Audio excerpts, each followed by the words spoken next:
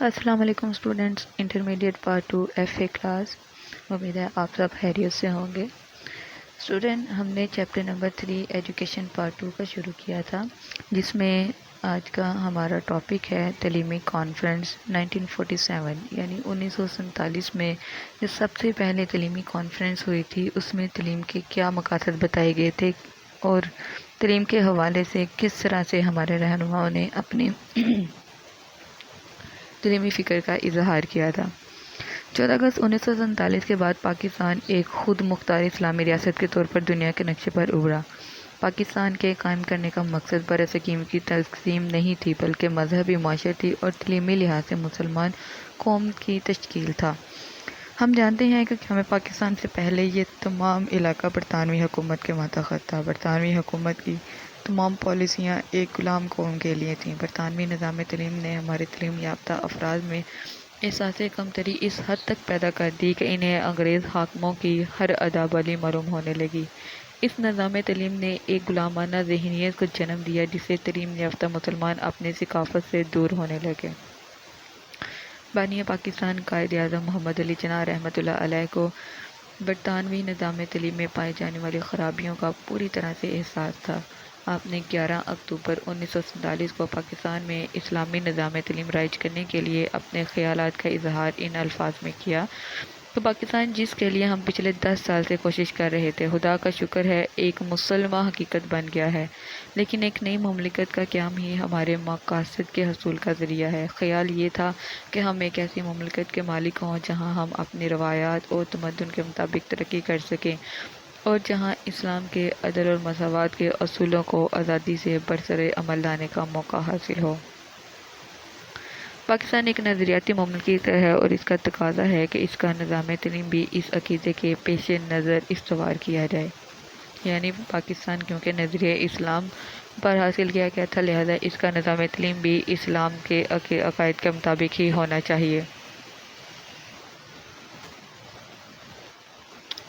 قیام پاکستان کے فوراً بعد نئی مملکت کو گوناگوں مسائل درپیش تھے، جس میں مہاجرین کی آبادکاری، پاکستان کا دفاع، کشمیر کا مسئلہ، حکومت کو چلانے کے لیے مادی وسائل کی کمی جیسے مسائل سر فہرست تھے۔ لیکن بابا قوم حضرت قائد اعظم رحمۃ اللہ علیہ نے اس مشکل مرحلے میں بھی تعلیم کو اس کی اہمیت کے پیش نظر اولویت دی اور ایک تعلیمی کانفرنس کے انعقاد کی ہدایت کی۔ چنانچہ یہ پہلی تعلیمی کانفرنس 27 نومبر 1947 کو کراچی میں شروع ہوئی اور 1 دسمبر 1947 تک جاری رہی۔ اس کانفرنس کے انعقاد میں قائد اعظم رحمۃ اللہ علیہ نے ذاتی طور پر دلچسپی لی، لیکن بعض ناگزیر وجوہات کی بنا پر خود شرکت نہ کر سکے۔ البتہ ان کا پیغام افتتاحی اجلاس میں پڑھ کر سنایا گیا، جس کے اہم نکات درج ذیل ہیں۔ نمبر 1، ہمیں بحیثیت ایک آزاد اور اسلامی نظریے کی حامل قوم کے اپنے نظام تعلیم کو اپنی تاریخ اور ثقافت اور زمانے کے بدلتے ہوئے حالات کے مطابق ڈالنا چاہیے۔ دنیا میں وقوع پذیر ہونے والی تعلیمی ترقیوں پر نظر رکھنا چاہیے۔ تعلیم صرف کتابی اور نظری علوم کے حصول کا نام نہیں، بلکہ عملی، سائنسی اور فنی علوم پر توجہ دینی چاہیے۔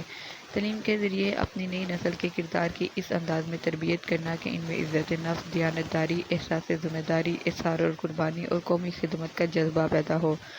تعلیم کے ذریعے زندگی کے تمام شعبوں میں ماہرین اور تربیت یافتہ افراد کو آگے لانا تاکہ پاکستان ترقی کر سکے۔ یہ اہم ترین نکات تھے جو قائد اعظم محمد علی جناح نے پہلی تعلیمی کانفرنس کے لیے اپنے پیغام کے طور پر اپنی عوام تک پہنچائے۔ تعلیمی کانفرنس سے وزیر تعلیم کا خطاب۔ اس وقت کے وزیر تعلیم فضل الرحمان نے اپنے صدارتی خطبے میں فرمایا کہ وہ تعلیم میں روحانی عنصر کو سب سے زیادہ اہمیت دیتے ہیں۔ اگر اس عنصر کو نظر انداز کر دیا جائے تو اس کے خطرناک اور تباہ کن نتائج برآمد ہوں گے۔ جدید تعلیم کا المیہ دو عظیم جنگوں کی صورت میں ہمارے سامنے ہے۔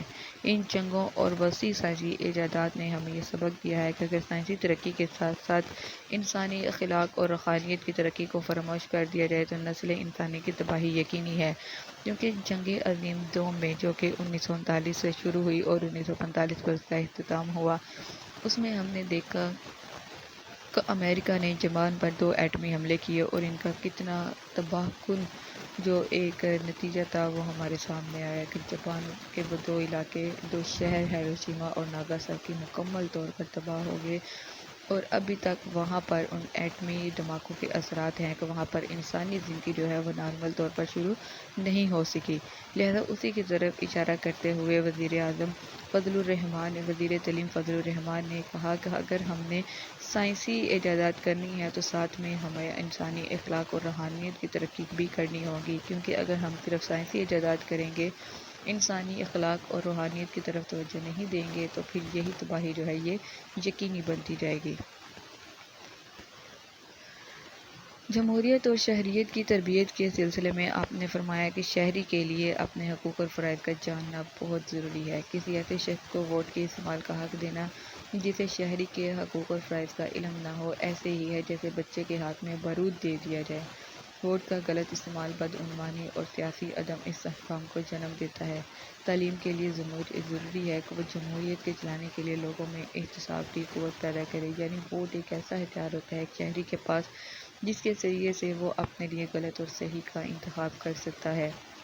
تو لہذا سب سے پہلے شہریوں کو اور جمہوریت ریاست کے جو باشندے ہیں ان کو یہ علم دینا ضروری ہے تعلیم کے ذریعے سے کہ وہ اپنے ووٹ کا استعمال جمہوریت کے لیے کس طرح صحیح طور پر کریں۔ قومی اتحاد اور استحکام کو بھی واضح کیا اور صوبائی عصبیت کے خطرات سے آگاہ کرتے ہوئے فرمایا، بدقسمتی سے ہمارے عوام پنجابی، سندھی، بلوچی، بنگالی اور پٹھان ہونے پر فخر کرتے رہے ہیں۔ یہ بات ہمارے لیے افسوسناک ہے کہ ہم تعلیم کے ذریعے اس تعصب کو ختم کرنے میں ناکام رہے ہیں۔ یہ تعصبات پاکستان کے لیے تباہ کن ثابت ہو سکتے ہیں۔ ہمیں صرف پاکستانی ہونے پر فخر کرنا چاہیے اور قومی اتحاد کے سلسلے میں ہماری وفاداری ناقابل تقسیم ہو۔ یعنی انہوں نے اس بات کی طرف اشارہ کیا کہ ہمیشہ پاکستان بننے کے بعد بھی اور اس سے پہلے بھی ہم لوگ اپنے علاقے کو لے کر، اپنی نسل کو لے کر فخر کرتے رہے۔ تعلیم ہمارے اندر یہ عصبیت، یہ تعصب، یہ تفرقہ ختم نہ کر سکی۔ لہذا اب جو تعلیم ہے وہ ایسی ہونی چاہیے جس میں ہمیں صرف پاکستانی اور مسلمان ہو کر سوچنا چاہیے، اور قومی اتحاد کے سلسلے میں ہماری وفاداری جو ہے وہ ناقابل تقسیم ہو، یعنی کسی علاقے، کسی نسلی طور پر ہماری وفاداری جو ہے وہ پاکستان کے لیے تقسیم نہیں ہونی چاہیے۔ تعلیمی کمیٹیوں کا قیام۔ وزیر تعلیم کی تقریر کے بعد کانفرنس کے شرکاء کو 10 سب کمیٹیوں میں تقسیم کیا گیا، یعنی ایک کمیٹی تو تھی ہی لیکن آگے سے 10 چھوٹی چھوٹی کمیٹیاں بنائی گئیں۔ ان کمیٹیوں کے ذمہ تعلیم کے مختلف شعبوں کی ترقی کا جائزہ لینا اور بہتری کے لیے سفارشات پیش کرنا تھا۔ ان کمیٹیوں کی رپورٹوں کی بنیاد پر سفارشات مرتب کی گئیں۔ ذیل میں ان سفارشات کا سرسری جائزہ لیا جاتا ہے۔ نمبر 1، نظریہ پاکستان کا تحفظ۔ قومی نظریہ قومی نظام تعلیم کی اساس ہوتا ہے۔ چونکہ پاکستان کے قیام کی بنیاد اسلام اور دو قومی نظریے پر تھی، اس لیے سفارش کی گئی، یعنی ایک پوائنٹ رکھا گیا کہ نظریہ پاکستان تعلیم کی بنیاد ہو، کیونکہ اس کے بغیر ہم اس نظریاتی مملکت کی بنیادیں مستحکم نہیں بنا سکتے۔ پہلی تعلیمی کانفرنس میں یہ سفارش کی گئی کہ نظریہ پاکستان کو نئی نسل کے ذہنوں میں راسخ کرنے کے لیے اسلام کی بنیادی تعلیم از حد ضروری ہے۔ کانفرنس نے سفارش کی کہ لڑکوں اور لڑکیوں کے تمام اسکولوں میں دینی تعلیم کی لازمی تدریس کا اہتمام کیا جائے۔ ارکان اسلام کی عملی تربیت کا نفاذ ضروری ہو تاکہ جو ہمارے 5 ارکان نماز ہیں، کلمہ شہادت، نماز، روزہ، زکوٰۃ، حج، بچوں کو وہ عملی طور پر ان کی تربیت دی جائے اور عملی طور پر بھی ان کو یہ سکھایا جائے۔ چونکہ پاکستان میں مسلمانوں کے علاوہ دوسری اقلیتیں بھی ہیں، یعنی دوسرے مذاہب سے تعلق رکھنے والی قومیں بھی پائی جاتی ہیں، لہذا ان اقلیتوں کو بھی ان کے نظریہ حیات اور مذہب کے مطابق تعلیم دی جائے۔ یعنی اگر کوئی مسیح بچہ ہے وہ مسلمان اسکول میں پڑھتا ہے تو اس کے لیے ضروری نہیں ہے کہ وہ اسلامیات ہی پڑھے، وہ اپنی اس کے لیے ایسا نصاب مقرر کیا جائے جس میں وہ اپنی تعلیم کے مطابق جو ہے وہ تعلیم جاری رکھ سکے۔ لازمی تعلیم۔ اس کانفرنس نے ملک میں خواہ گیر لازمی اور مفت ابتدائی تعلیم کا انتظام کرنے کی سفارش کی۔ خواہ گیر یعنی ملک کے ہر باشندے کے لیے، چاہے وہ مسلمان ہو چاہے غیر مسلم ہو، اور کہا کہ ملک میں ناخواندگی یعنی ان پڑھوں کی پسماندگی اور جہالت کے خاتمے کے لیے خواہ گیر لازمی اور مفت ابتدائی تعلیم کا بندوبست نہایت ضروری ہے۔ ابتدائی تعلیم سے متعلقہ کمیٹی نے سفارش کی کہ ابتدائی تعلیم کی مدت 5 سال ہو جسے بعد میں بڑھا کر 8 سال کر دیا جائے۔ ابتدائی تعلیم کے اداروں کے اساتذہ کے لیے مختصر مدت کے تربیتی کورسز کا اجرا کیا جائے تاکہ وہ نئے دور کے مطابق نئی جدید تعلیم سیکھ کر بچوں کو اسی کے مطابق تربیت دے سکیں۔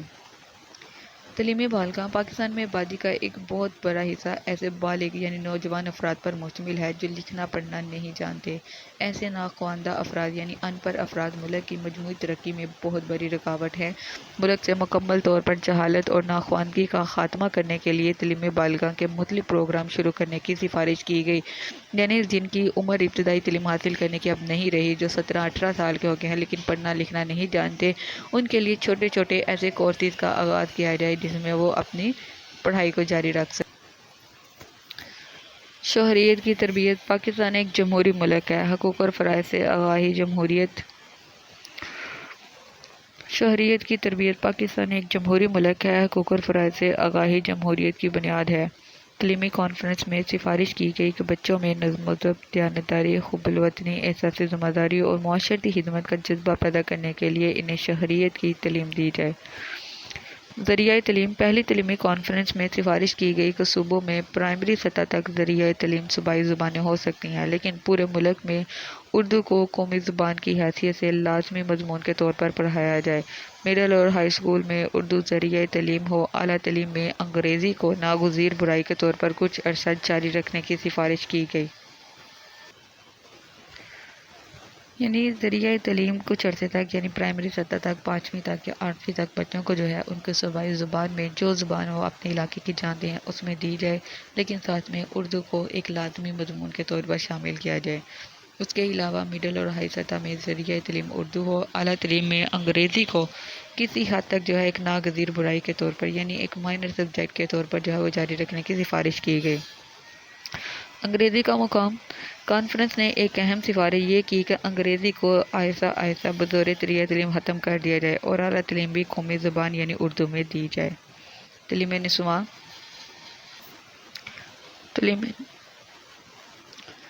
نسواں پاکستان میں خواتین کی شرح خواندگی مردوں سے بہت کم تھی۔ دیہات میں خواتین کی تعلیم نہ ہونے کے برابر تھی۔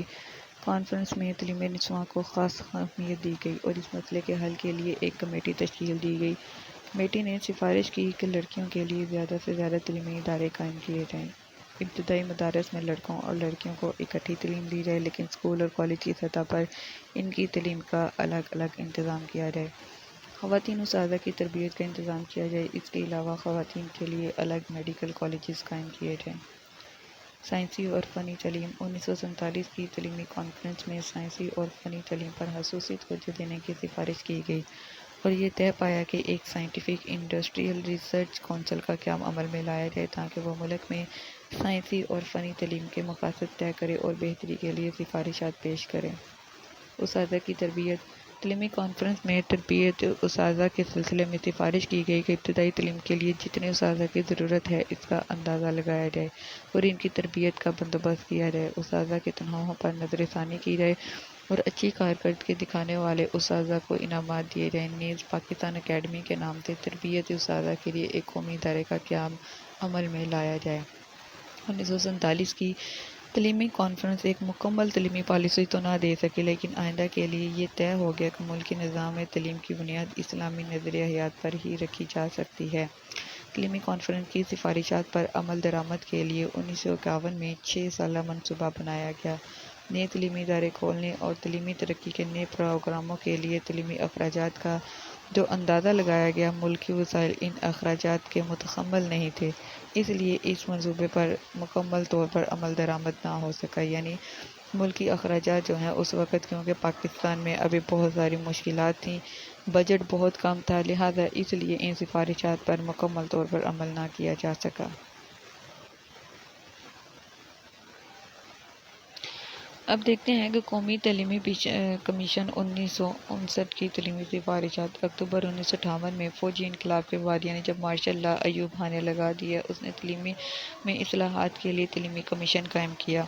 کمیشن نے اس وقت کے سیکرٹری تعلیم ایس ایم شریف کی سربراہی میں اپنی رپورٹ اگست 1959 میں صدر پاکستان کو پیش کر دی۔ کمیشن نے ٹھوس تجاویز پیش کیں جو تسلیم کر لی گئیں۔ وہ اہم تجاویز جو تسلیم کی گئیں وہ درج ذیل ہیں۔ نمبر 1، رہنمائی اور مشاورت کا پروگرام کہ طلباء کی بہبود اور رہنمائی کے لیے طے کیا گیا کہ ہر ثانوی، فنی اور اعلیٰ تعلیم کے ادارے میں رہنمائی اور مشاورت کا ایک شعبہ قائم کیا جائے۔ وہاں ایک رہنما مشیر کا تقرر کیا جائے تاکہ بلا سوچے سمجھے اور بے مقصد تعلیم حاصل کرنے والے طلباء کی رہنمائی کی جا سکے۔ وہ ایسی تعلیم حاصل کریں جو خود طلباء اور ملک کے لیے مفید ہوں، یعنی ہر تعلیمی ادارے میں ایک ایسا شعبہ ہو جو اسٹوڈنٹس کو سائیکالوجی سمجھ سکے اور سائیکیٹرسٹ کے طور پر وہ ان کو مشاورت دے سکے، یعنی ان کی کونسلنگ کر سکے، اسٹوڈنٹ کو یہ بتا سکے کہ ان کے جو آئی کیو لیول ہے وہ کس سبجیکٹ کے مطابق ہے۔ اسٹوڈنٹ کو اگر سمجھ نہیں آ رہی کہ وہ کس سبجیکٹ میں کس فیلڈ میں اپنا شعبہ اختیار کرے تو وہ اس کی کونسلنگ کر کے اس کو ذہنی طور پر اس طور پر اس کو کلیئر کر سکے کہ اسٹوڈنٹ جو ہے وہ کس قابل ہے اور کس سبجیکٹ میں جو ہے وہ بہتر کارکردگی کر کے خود اپنے لیے بھی اور ملک کے لیے مفید ثابت ہو سکتا ہے۔ لہٰذا یہ ایک ضروری چیز تھی کہ ہر تعلیمی ادارے میں ایک مشاورت اور رہنمائی کا شعبہ جو ہے کونسلنگ کے لیے، اسٹوڈنٹ کی کونسلنگ کے لیے ایک ایسا شعبہ قائم کیا جائے۔ نظامی امتحانات کمیشن نے طلباء میں محنت کی عادت پیدا کرنے کے لیے رٹا بازی کی سخت مخالفت کی اور نظام امتحانات از سر نو ترتیب دیا، یعنی نئے سرے سے امتحانات کا جو نظام تھا اس کو بنایا۔ کمیشن نے سفارش کی کہ 25% نمبروں کے لیے داخلی امتحان لیے جائیں اور 75% نمبروں کا امتحان یونیورسٹی لے، یعنی کالج میں ایڈمیشن کے لیے یا یونیورسٹی میں ایڈمیشن کے لیے 25 نمبر کا جو ہے وہ خود یونیورسٹی جو ہے وہ امتحان لے اور باقی 75% کا امتحان جو ہے وہ یونیورسٹی بورڈ لے گا۔ دونوں طرح کے امتحانات میں الگ الگ کامیابی ضروری ہو۔ امتحان میں کامیابی کے لیے ہر مضمون میں 40% نمبر ضروری ہوں اور پاس ہونے کے لیے مجموعی طور پر 50%، سیکنڈ ڈویژن کے لیے 60% اور فرسٹ ڈویژن کے لیے 70% نمبروں پر دی جائے تاکہ معیار تعلیم بلند ہو سکے۔ یعنی دو پارٹیشن بنا دیے کہ جس میں 25% جو ہے 25 نمبروں کا پیپر خود ادارہ لے گا، 75% نمبر یونیورسٹی یا پھر بورڈ لے گا، اور دونوں میں 40% نمبروں سے کامیابی حاصل کرنا لازمی ہے۔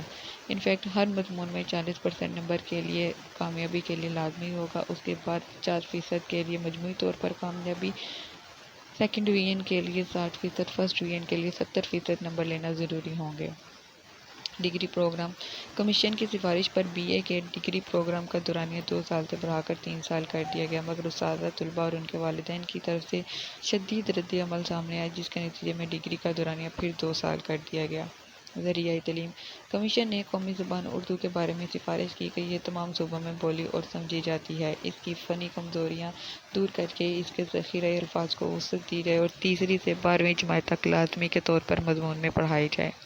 ٹیکسٹ بک بورڈ کمیشن نے سفارش کی کہ درسی کتب کی تیاری، طباعت اور تقسیم کے لیے ایک محتاط ادارہ ٹیکسٹ بک بورڈ بنایا جائے۔ خلاصے اور گائیڈیں وغیرہ غیر قانونی قرار دی جائیں، ان کی اشاعت اور فروخت کو بھی غیر قانونی قرار دیا جائے اور صرف ٹیکسٹ بک بورڈ کے مطابق جو ہے وہ بچے کو تعلیم دی جائے۔ امتحانی بورڈ 1959 کی تعلیمی پالیسی کے فیصلے کے تحت 10ویں اور 12ویں جماعتوں کے امتحانات یونیورسٹیز کی بجائے بورڈوں کے سپرد کیے جائیں۔ اس مقصد کے لیے نئے امتحانی بورڈ قائم کیے جائیں تاکہ بورڈ جو ہیں وہ اپنی ذمہ داری کے ساتھ ایک رٹا بازی سسٹم کو ختم کرتے ہوئے بچوں کی ذہنی صلاحیت کے مطابق جو ہے وہ امتحانات کا طریقہ رائج کر سکیں۔ اس کے بعد ایک قومی تعلیمی پالیسی جو 1970 میں پیش کی گئی۔ 1959 میں مارشل لا لگا تو جنرل محمد یہاں کی حکومت برسر اقتدار آئی۔ اس نے ایئر مارشل نور خان کی سربراہی میں تعلیمی تجاویز مرتب کرنے کے لیے ایک کمیٹی کا تقرر کیا۔ اس کمیٹی نے پورے ملک سے طلباء، اساتذہ، سیاسی نمائندوں اور عام لوگوں سے وسیع پیمانے پر رابطے کیے اور نئی تعلیمی پالیسی کے لیے تجاویز جو تھی وہ مرکب کی۔ عوامی خلقوں نے اس رپورٹ کا خیر مقدم کیا۔ مارچ 1970 میں اسمبلی نے نور خان پالیسی کو منظوری دے دی۔ اس پالیسی کے نمایاں خطوط درج ذیل ہیں۔ نمبر 1، ابتدائی تعلیم۔ اس پالیسی میں تجویز کیا گیا کہ ابتدائی تعلیم 1 سے 8ویں جماعت تک شمار کی جائے اور 1980 تک یہ لازمی کر دی جائے کہ ہر بچہ جو ہے وہ 1980 تک جو ہے وہ 8ویں تک کی تعلیم کو جو ہے وہ لازمی طور پر حاصل کرے۔ 5ویں درجے تک تعلیم مفت ہوگی۔ کارخانہ داروں کو ہدایت کی جائے کہ وہ اپنے ملازمین کو ضروری تعلیم دیں اور ایران کی سپاہ دانش کی طرز پر ایجوکیشن کور قائم کی جائے۔ علم التعلیم۔ اساتذہ کی کمی دور کرنے کے لیے سفارش کی گئی کہ انٹر اور ڈگری کی سطح پر علم التعلیم یعنی ایجوکیشن کو بطور اختیاری مضمون کے شامل نصاب کیا جائے۔ یہ اسی پالیسی کے تحت ہے۔ آج ہم جو ہے علم التعلیم یعنی ایجوکیشن کا سبجیکٹ جو ہے اس کے ٹاپکس کو یہاں پر ڈیٹیل کے ساتھ پڑھ رہے ہیں۔ سائنس کالج اور سائنس اسکول۔ اس پالیسی میں سفارش کی گئی کہ ہر ضلع میں ایک سائنس کالج اور ہر تحصیل میں ایک سائنس اسکول قائم کیا جائے جہاں پر بچوں کو اسپیشلی سائنس سبجیکٹس کی تعلیم دی جائے۔ قومی زبان۔ پاکستان میں اردو کے بارے میں سفارش کی گئی کہ اسے قومی زبان قرار دے کر سرکاری زبان بنایا جائے اور درسی کتب اردو میں تیار کی جائیں۔ انگریزی کو بطور ذریعہ تعلیم ختم کرنے کے مسئلے پر غور و عوض کے لیے ایک کمیشن قائم کرنے کی سفارش کی گئی۔ نورہاں پالیسی میں انتخابات کے ذریعے طلباء میں یونینز قائم کرنے کی بھی سفارش کی گئی۔ نورہاں کی تعلیمی پالیسی کئی اعتبار سے ایک جامع اور منفرد پالیسی تھی لیکن اس رپورٹ کی عملی نفاذ کا موقع نہ مل سکا، یعنی یہ صرف پیش کی گئی اور اس کو اسمبلی میں پیش کی گئی اور اس کو منظور کیا گیا لیکن عملی طور پر اس کو رائج نہ کیا جا سکا۔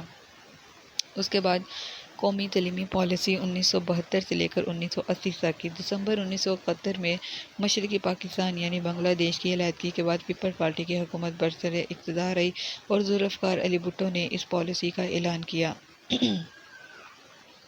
اس پالیسی کے نفاذ کے وقت تمام پرائیویٹ اداروں کو قومی تحویل میں لے لیا گیا اور ملکی نظام تعلیم کے دوسرے پہلوؤں میں بہت سی تبدیلیاں تجویز کی گئیں، یعنی جتنے بھی پرائیویٹ اسکول یونیورسٹیز تھیں ان تمام کو گورنمنٹ نے اپنی تحویل میں لے لیا اور وہ گورنمنٹ ادارے کے طور پر کام کرنے لگے۔ لازمی اور مفت تعلیم پالیسی میں طے کیا گیا کہ ملک کے تمام بچوں کے لیے میٹرک تک کی عام اور مفت تعلیم کا بندوبست کیا جائے۔ محدود مالی وسائل کے پیش نظر طے کیا گیا کہ اکتوبر 1972 سے 8ویں تک اور اکتوبر 1974 سے 10ویں جماعت تک فیس بالکل معاف کر دی جائے۔ 1979 تک تمام لڑکوں اور 1984 تک تمام لڑکیوں کی لازمی اور مفت تعلیم کی سہولت مہیا کی جائے۔ فنی اور پیشہ ورانہ تعلیم۔ کالجوں میں طلباء کی اکثریت آرٹس میں داخلہ لیتی ہے۔ طے کیا گیا کہ 1980 تک کالجوں میں فنی اور پیشہ ورانہ مضامین کا اجرا کیا جائے گا۔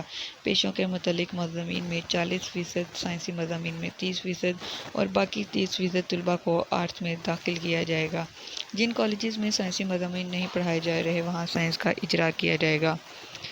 پیپلز اوپن یونیورسٹی کا قیام۔ دوسرے ممالک کی طرح ایک ایسی یونیورسٹی قائم کی جائے گی جو خط و کتابت، ریڈیو اور ٹیلی ویژن پروگراموں اور جزو وقتی کلاسوں کی سہولتیں مہیا کرے گی۔ ایسے میں لوگوں کی تعلیم کی سہولیت مہیا کی جائیں گی جو مختلف وجوہات کی بنا پر صبح کی کلاسز میں باقاعدہ تعلیم جاری نہیں رکھ سکتے۔ اس یونیورسٹی کا نام اب علامہ اقبال اوپن یونیورسٹی ہے، جس کا قیام اس لیے کیا گیا تھا کہ وہ لوگ جو ساتھ میں اپنا کوئی پیشہ اختیار کر کے اپنی تعلیم جاری رکھنا چاہتے ہیں، صبح کے وقت وہ کسی کام پر جاتے ہیں اور وہ کلاسز میں شامل نہیں ہو سکتے، وہ اپنے گھروں میں ہی ریڈیو کے ذریعے سے، ٹیلی ویژن کے ذریعے سے یا پھر آج کے دور میں انٹرنیٹ آن لائن کلاسز کے ذریعے سے اوپن یونیورسٹی سے تعلیم حاصل کر سکیں اور گھر بیٹھ کر ہی اپنی تعلیمی نظام کو جو ہے وہ جاری رکھ سکیں اور اس کے ساتھ اپنی تعلیمی اخراجات کو پورا کرنے کے لیے کوئی روزگار بھی اختیار کر سکیں۔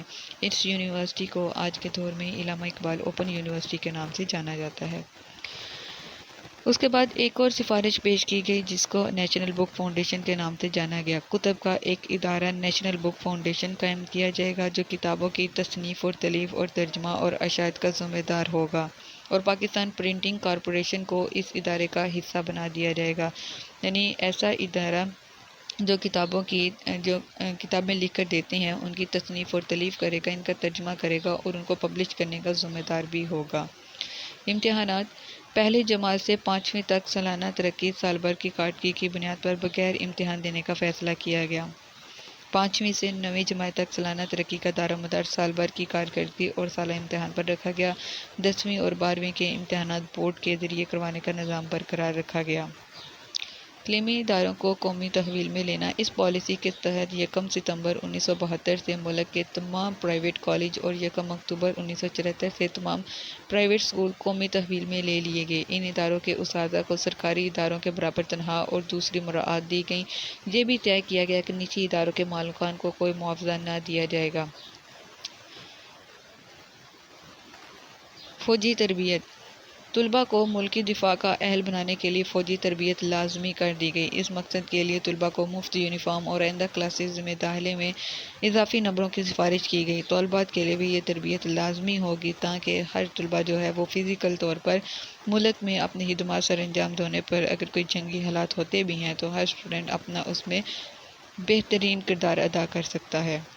یونیورسٹی گرانٹس کمیشن 1959 کی تعلیمی پالیسی میں یونیورسٹی گرانٹ کمیشن کے قیام کی سفارش کی گئی تھی، لیکن 1972 تو 1980 کی پالیسی کے تحت اس کا قیام عمل میں آیا۔ اعلیٰ تعلیم اور یونیورسٹیوں کے تمام معاملات کے فیصلے کرنا اس کمیشن کے دائرہ اختیار میں ہے۔ اس کمیشن کا موجودہ نام ہائر ایجوکیشن کمیشن ہے، HEC، یعنی ایک ایسا ادارہ قائم کیا گیا جو یونیورسٹیز کی ڈگریوں کو اپروول دیتا ہے۔ آج بھی 2021 میں بھی اگر ہم کسی یونیورسٹی سے ڈگری حاصل کرتے ہیں یا پھر کوئی بھی ہماری تعلیمی پالیسی بنتی ہے تو سب سے پہلے اسے ہائر ایجوکیشن HEC کمیشن جو ہے وہ اس کو اپروو کرتا ہے، اس کے بعد وہ لاگو کی جاتی ہے۔ کسی بھی ڈگری کو اگر ہائر ایجوکیشن HEC اپروو نہیں کرتا تو وہ کسی بھی طور پر قابل قبول نہیں کی جاتی۔ 1980 کی تعلیمی پالیسی میں تمام بچوں کے لیے یکساں تعلیمی مواقع فراہم کرنے پر زور دیا گیا۔ میٹرک تک مفت تعلیم کا بندوبست کرنے کی کوشش کی گئی۔ نئے امتحانی بورڈ اور یونیورسٹیاں قائم کی گئیں۔ طلباء کی آمد کو سہولت دینے کے لیے کرایوں میں خصوصی رعایت دی گئی۔ طلباء کے لیے ایک اسپیشل کارڈ بنایا جاتا تھا جس کو وہ اپنی کسی بھی ٹریولنگ ایجنسی میں یعنی کسی بھی اگر بس میں سفر کرتے ہیں، وین میں سفر کرتے ہیں تو وہ اپنا کارڈ دکھا کر کرایوں میں کمی کروا سکتے ہیں۔ 1972-1980 کی پالیسی کو اپنی خوبیوں اور خامیوں کے حوالے سے دیکھا جائے تو یہ پالیسی بہت اہمیت کی حامل نظر آتی ہے، جس نے تعلیم کو جمہوری عمل کا حصہ بنانے کی کوشش کی، لیکن مالیاتی مشکلات اور پالیسی کے نفاذ میں جلد بازی، ناقص منصوبہ بندی کی وجہ سے مطلوبہ نتائج حاصل نہ ہو سکے۔ یعنی پالیسی کو نفاذ کرنے میں جلد بازی کی گئی اور اس کو ملک میں عمل درآمد کرنے کے لیے کوئی پلاننگ نہ کی گئی، لہذا منصوبہ بندی ناقص تھی اور ساتھ میں پاکستان کی مالی مشکلات کی وجہ سے بھی اس پر جو ہے وہ صحیح طرح سے عمل درآمد نہ ہو سکا، جس کی وجہ سے اس کے مطلوبہ نتائج جو تھے وہ حاصل نہ ہو سکے۔ ابھی تک ہم نے جتنی سفارشات پڑھی ہیں ان میں دیکھا جائے تو یہ 1972-1980 کی جو سفارشات ہیں یہ اہم ترین ہیں۔ اگر ان کو ملک میں رائج کر دیا جاتا، ان پر بہترین منصوبہ بندی کی جاتی تو ہمارا تعلیمی معیار کافی حد تک بہتر ہو سکتا تھا، اور ابھی 2021 میں اگر ہم دیکھیں ہمارا تعلیمی معیار جو کافی حد تک کم ہو چکا ہے، اگر یہ ان کی پالیسیز پر جو آج سے 50 سال پہلے یا آج سے تقریباً 40 سال پہلے بیان کی گئی تھی ان پر اگر اسی وقت عمل درآمد کر لیا جاتا تو آج کی ہماری قوم کا تعلیمی معیار کچھ اور ہوتا۔ اسی کے ساتھ اسٹوڈنٹ ہمارا آج کا ٹاپک جو ہے وہ کمپلیٹ ہوتا ہے۔ خدا حافظ۔ ویڈیو پسند آئی تو لائک کریں، اپنی رائے کمنٹ کریں۔ ایسے ہی مزید ویڈیوز کے لیے ہمارا چینل سبسکرائب کریں اور بیل کا آئیکن دبائیں تاکہ آپ کو ہر ویڈیو کا نوٹیفیکیشن ملتا رہے۔